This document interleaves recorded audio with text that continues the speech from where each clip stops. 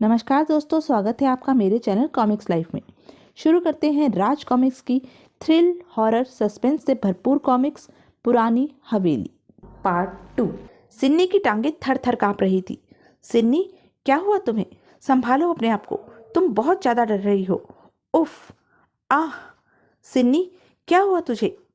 डर से शरीर झुरझुरा जाता है और दिमाग में सनसनाहट दौड़ जाती है, जिससे दिमाग अनियंत्रित होकर शरीर पर से अपना कंट्रोल खो बैठता है, जैसे टांगें बेजान हो रही हैं। सिन्नी, होश में आओ, हमारा यहाँ से निकलना बहुत जरूरी है। तुम डरोगी तो हम हवेली कैसे पहुँचेंगे? सिन्नी, मेरी बच्ची, कुछ नहीं होगा, भगवान पर भरोसा रख। मैं ठीक हूँ मम्मी, मैं चल सकती हूँ। गनीमत थी रास्ते में और कोई हादसा ना हुआ। हम हवेली आ पहुँचे। दादाजी घर पर तो होंगे ना? ओह, थैंक गॉड। मैंने उनको टेलीग्राम कर दिया था और मेरे टेलीग्राम के जवाब में तुम्हारे दादाजी का टेलीग्राम भी मुझे मिल गया था। तुम्हारे दादाजी घर पर ही मिलेंगे। मगर ये हवेली में इतना अंधेरा क्यों है? शायद हवेली की बिजली कट चुकी है। तुम्हारे दादाजी के पास खेती बाड़ी के अलावा इनकम का कोई खास साधन नहीं था। लगता है बरसों से यहाँ किसी ने झाड़ू तक नहीं लगाई। सूखे पत्तों का ढेर लगा है। पाँव के नीचे सूखे पत्तों के चटकने की आवाज़ें हॉरर क्रिएट कर रही हैं। प्लीज़ जैक, सूखे पत्तों से बच कर चलो। कोई है? दादाजी इतने डरावने वातावरण में क्यों रहते हैं? उन्हें यही समझाने तो हम यहाँ आए हैं। कोशिश यही होगी कि जल्दी से जल्दी हवेली को बेचकर यहाँ से वापस लौट जाएं। हवेली का द्वार बंसी ने खोला। गिरी बाबा, आप? शुक्र है, मैं कितनी चिंता में था। स्टेशन से हवेली का रात का सफ़र ठीक नहीं। क्या गाड़ी लेट हो गई थी? आओ आओ, अंदर आओ। पिताजी कहाँ हैं बंसी? मालिक तो सूर्यास्त के बाद किसी से नहीं मिलते। उनसे तो अब प्रातः ही भेंट होगी। वो सामने आपका कमरा है, आप विश्राम कर ले। मैं भी जाता हूँ, आपके इंतज़ार में जाग रहा था, वरना कब का सो गया होता। सुबह जल्दी उठना पड़ता है ना। सुनो सुनो बंसी, ये पिताजी की तस्वीर है। मगर पिताजी व्हीलचेयर पर? ये कब हुआ? 10 साल पहले। तुम्हारी माँ के चल बसने के दुख व शोक में पागल हो गए थे। एक दिन नींद में कमरे से निकल गए और सीढ़ियों से नीचे गिर गए। रीढ़ पर ऐसी चोट लगी कि टांगों पर फॉलिस गिर गया। कमाल है, पिताजी ने कभी बताया नहीं। 10 साल से अपाहिजों की जिंदगी जीते रहे हैं। ये तो अच्छा बहाना मिल गया उनको अपने साथ ले जाने का। पापा, मेरे लिए तो इस कब्रिस्तान में एक एक पल बिताना भारी पड़ रहा है। उफ, रात कैसे बिता पाऊंगी? हाँ, उस बंसी को नहीं देखा? ऐसा लग रहा था जैसे मुर्दा कब्र से बाहर आकर इवनिंग वॉक कर रहा हो। बेटा, पुरखों की जमीन जायदाद को कब्र बनाकर नहीं छोड़ा जा सकता। मैं कल ही किसी रियल एस्टेट एजेंट से बात करके इस पुरानी हवेली का सौदा करता हूँ। तुम्हारे भाइयों को इसकी भनक लगेगी तो क्या वो हिस्सा लेने नहीं आ धमकेंगे? तो क्या अब तक सोए हुए थे? सबसे पहले पिताजी का हाल चाल मालूम करने में आया हूँ। पिताजी इस हवेली को मेरे ही नाम करेंगे। उफ मम्मी, अब आप प्रॉपर्टी पर बाकी चर्चा सुबह कर लीजिएगा। फिलहाल किचन में जाकर देखिए कि चाय कॉफ़ी का इंतज़ाम भी है या नहीं। वो नौकर तो बड़ा बदतमीज निकला, चाय कॉफ़ी भी नहीं पूछी। मैं देखती हूँ। मैं टॉयलेट होकर आती हूँ। जैक, मुझे तो लगता है ये वही रंग और रंग की वही परत है जब मैंने इस हवेली को छोड़ा था। क्या पापा, आप भी? क्या 15 सालों में दादाजी ने दीवारों को एक बार भी नहीं रंगा होगा? पता नहीं, लेकिन मुझे ऐसा ही लगता है। किचन से उभरी रिमी की चीख को दोनों अच्छी तरह से पहचानते थे। आ, मम्मी की चीख? क्या हुआ उसे? रिमी, क्या हुआ? वो वहाँ फ्रिज में, वहाँ जेठ जी और उनके परिवार के लोगों के कटे सिर। गिरी फ्रिज की तरफ लपका। क्या बकती हो? कमाल है, बत्ती के बिना भी हवेली में फ्रिज है। Cool down mummy, cool down, relax. तुम पागल हो गई हो, यहाँ तो कुछ भी नहीं है। ये नहीं हो सकता, मैं भला झूठ क्यों बोलने लगी? तो फिर कहाँ गए सिर? भानु और उसके परिवार के। उफ, रास्ते की घटनाएं तुम पर अभी तक हावी हैं। अब वो चीख सिन्नी की थी। पापा, जैक, मम्मी। सिन्नी, क्या हुआ तुम्हें? वो टॉयलेट में है, शायद वहाँ उसने भी मेरी तरह कुछ देखा हो। सिन्नी टॉयलेट से बदहवास निकली। पापा, पापा, पापा। उफ, क्या देखा सिन्नी, क्या देखा? क्या हुआ तुझे? क्यों चिल्ला रही है? भेड़िया मम्मी, वो वहाँ टॉयलेट की खिड़की के पार भेड़िया था। वो अगले पंजों के बल खिड़की के कांच पर खड़ा था। उफ मम्मी, रेबीज के मारे एक पागल कुत्ते की तरह उसकी लार टपक रही थी। मैं उसके खौफनाक जबड़ों को नहीं भूल सकती। उसका पूरा जबड़ा खून से लिचड़ा था। शायद ये उन्हीं में से एक भेड़िया था जो तांगे वाले का घोड़ा खा गए थे। ऐसा कुछ महसूस तो नहीं हो रहा पापा? मैं समझ गया। इन दोनों माँ बेटियों के दिलो दिमाग पर रास्ते की घटनाओं और यहाँ के हॉरिबल वातावरण का असर पड़ा है। जैसी सोच वैसा दर्शन। इसका मतलब ये हुआ कि मैं तुम्हारे भाई और उसके परिवार की मौत की बात सोच रही थी, इसलिए मुझे फ्रिज में उनके कटे से दिखाई दी। कोई बड़ी बात भी नहीं। जमीन जायदाद का लालच बहुत बुरी चीज़ है। आपस में उलझना छोड़िए मम्मी पापा। फ्रिज में काफ़ी फ्रूट्स है। मेरे विचार में आज रात इन्हीं से काम चलाते हैं। कुछ खाना हमारे पास भी है। मेरी आंखें धोखा नहीं खा रही थी, सिर्फ वहाँ पर ही थे। और भेड़िया भी। पेट भरना मजबूरी थी। कमाल है, इतना फ्रूट खाने के बाद भी पेट खाली लग रहा है, जबकि तरबूज से तो तुरंत पेट भरता है। तो तुम हमारे साथ लाए हुए पराठे क्यों नहीं खा लेते? कोई मेरे पाँवों को चाट रहा है। पाँव चाट रहा है? तो भी ना सिन्नी, तुझे कभी भेड़िया दिखता है, कभी कोई तेरे पाँव चाटता है। तू मत देख, रुक, मैं देखता हूँ कौन है टेबल के नीचे। Oh my God! Ah! Jack! Jack! Jack! दहशत से सबके मुंह खुले के खुले रह गए थे। आतंक के मारे गिरी ने बाज की तरह झपटकर टेबल को पलट दिया। यही वह भेड़िया है, मैं कह रही थी, मैंने देखा था। उसने जैक को मार दिया गिरी, उसने। उफ! सुबह आ गया मेरा दूसरा बेटा भी। मुझे पता था मेरा पत्र मिलते ही सब आएंगे। ये आपकी नींबू वाली चाय। मैं पहले अपने बच्चे, बहू और पोते पोती से मिलूंगा बंसी। मुझे वहाँ ले चलो। अभी तो सुबह के 5 ही बजे हैं। वो लोग शहरों के रहने वाले हैं जहाँ लोग देर तक सोते हैं। फिर वो लोग तो थके मांदे आए होंगे। आपको कुछ घंटे और सब्र करना होगा। उफ बंसी, अब इंतज़ार नहीं होता। इतने वर्षों में कैसा दिखता होगा मेरा गिरी? जब वो छोटा था तो बड़ा शरारती था। मैं सबसे ज़्यादा प्यार करता था उसे। पर बात तो तेरी भी ठीक है, वो लोग थके होंगे। सोने दे सोने दे। जहाँ इतने बरस सब्र किया, थोड़ा और कर लूँगा। नील और करण ने भी आज पहुँचने को लिखा था। पहुँचते ही होंगे वो लोग अपनी अपनी पत्नियों के साथ। कितना अच्छा होगा, सारा परिवार फिर से एक होगा।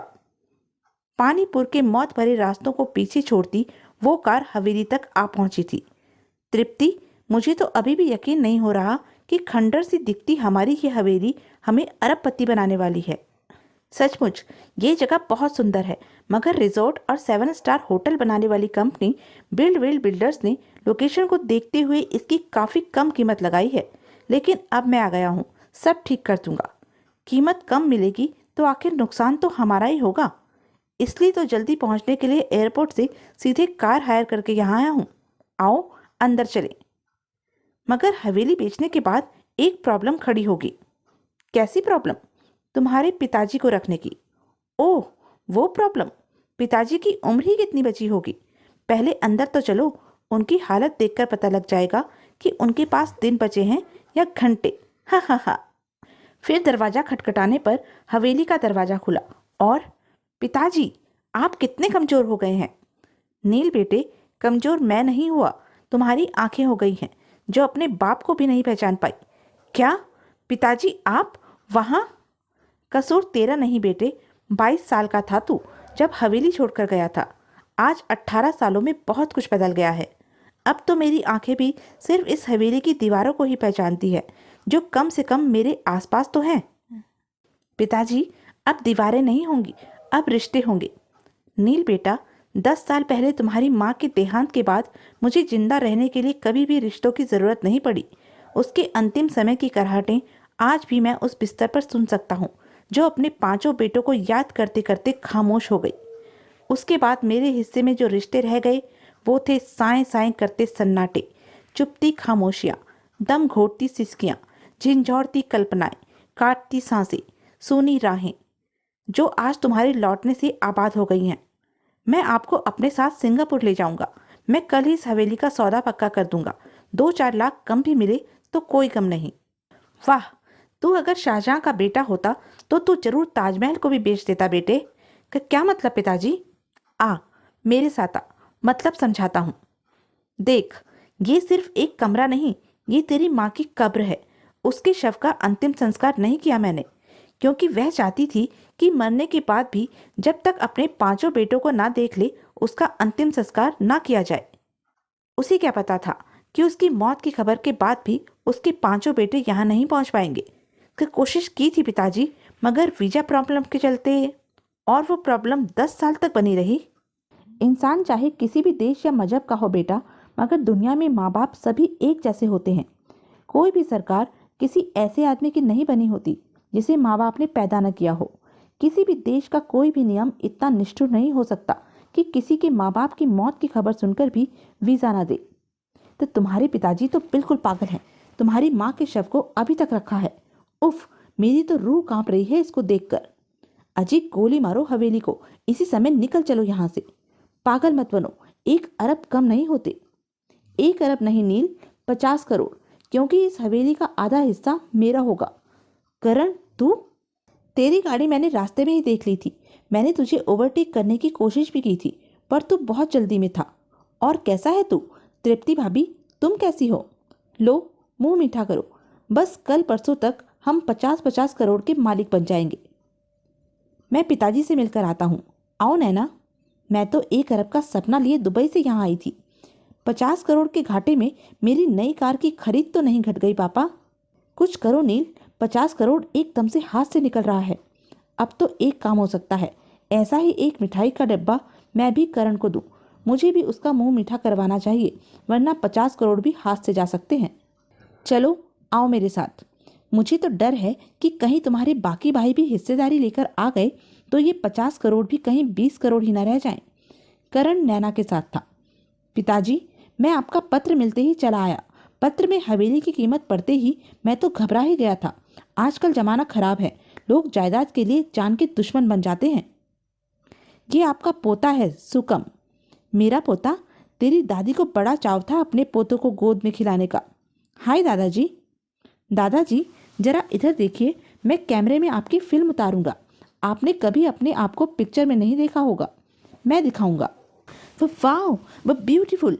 आपका फेस तो एकदम फोटोजेनिक है दादाजी। चलिए पापा, मैं इस हवेली के साथ आपको भी शूट करना चाहता हूँ। अरे, ये काम बाद में कर लेंगे। ये काम अभी होगा, बिल्कुल अभी। अरे, पागल हो गया है क्या ये लड़का? ये क्या जबरदस्ती है?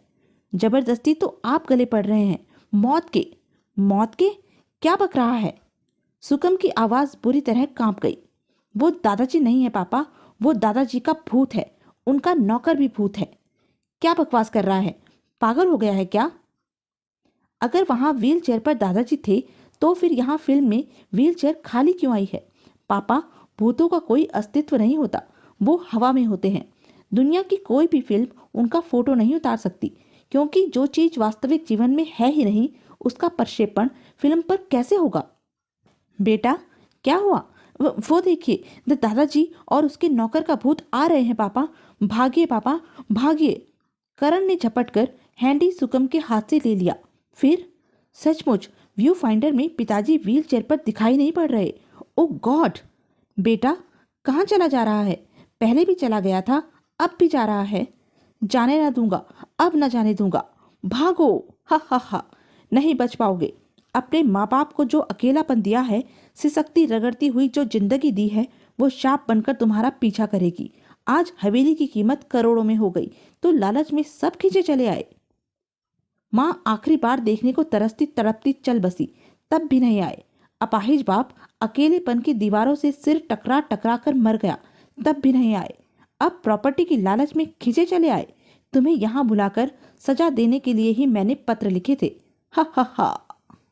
कार एकदम से सामने आकर रुकी थी। कार में नील व तृप्ति थे। करण, क्या हुआ? इस प्रकार कहाँ भागे जा रहे हो? चेहरे पर हवाइयाँ क्यों उड़ रही हैं? वो नील। करण का इशारा पाकर नैना व सुकम चुप रह गए। करण ने अपनी आवाज और हालत को संभाला। नील, किसी ने तुम्हारे एक्सीडेंट की खबर दी थी, हम तो घबरा ही गए थे। तुम ठीक तो हो ना? अरे, झूठी खबर दी थी, मैं तो ठीक हूँ। शुक्र है भगवान का। तुम अपनी कार थोड़ी देर के लिए दोगे? मुझे मार्केट से कुछ शॉपिंग करनी है। हाँ हाँ, क्यों नहीं, ले जाओ। हवेली यहाँ से ज़्यादा दूर नहीं है। और हाँ, मिठाई का ये डिब्बा मैं तुम्हारे लिए लाया था, इसे तो ले लो। Thank you Neel, thank you. फिर करण के जाने के बाद हाँ हाँ हाँ, अब हमें मुंह मीठा करना चाहिए तृप्ति, क्योंकि जो मिठाई हमने करण को दी है उसमें हमने जहर मिला दिया है। हाँ हाँ हाँ, अब उस हवेली को बेचकर उसके 2 हिस्से नहीं करने पड़ेंगे।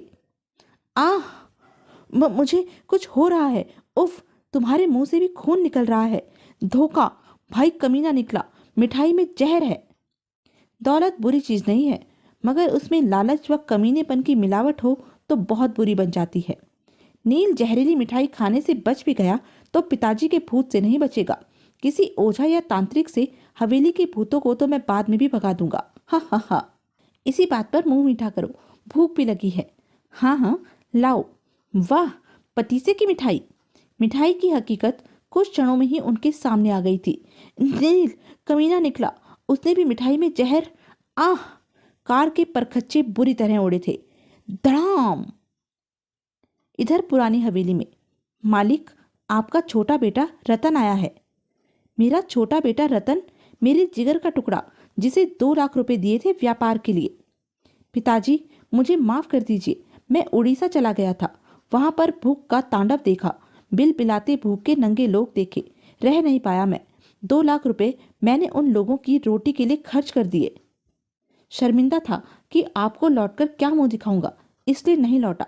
बस आपको पत्र लिखता रहा। जब आपका पत्र मिला तो रहा नहीं गया। माँ कहाँ है पिताजी? मैं आप लोगों का दोषी हूँ, बेटा होने का फर्ज नहीं निभा सका। मैं आपसे सिर्फ इतना कहने आया हूँ पिताजी कि आप इस हवेली को यदि बेचना ही चाहते हैं तो सारा पैसा जरूरतमंद लोगों में बांट दीजिएगा। हमारे देश में अभी भी ऐसे लोगों की कमी नहीं जिन्हें एक वक्त की रोटी भी नसीब नहीं होती। पिताजी, अरे कहाँ गए? पिताजी कहाँ गए? अभी तो यहीं थे, मेरा सिर आपकी गोद में था। मैं चला गया बेटा, हवेली का सही वारिस मिल गया मुझे। तेरे भाइयों को उनकी लालच की सजा देने को रुका हुआ था। आया तू भी नहीं था, पर तेरी नीयत साफ थी। मगर तेरे भाइयों ने जो किया उसके लिए मैंने उनको सही सजा दी। कल सूर्य की प्रथम रश्मियां जब इस हवेली पर पड़ेंगी तो इस पर से मनहूसियत के सारे साए उतर जाएंगे। और हाँ, मेरा व अपनी माँ का अंतिम संस्कार कर देना। दोनों के शव तुझे हवेली में ही मिल जाएंगे। इंसान कितनी भी तरक्की कर ले, मगर रिश्तों की अहमियत को कभी मत भूले। तो यह थी थ्रिल, हॉरर, सस्पेंस से भरपूर एक मज़ेदार कॉमिक्स। ऐसी ही मज़ेदार कॉमिक्स के लिए बने रहे मेरे साथ। और हाँ, मेरे चैनल को लाइक, शेयर और सब्सक्राइब करना ना भूलें। धन्यवाद।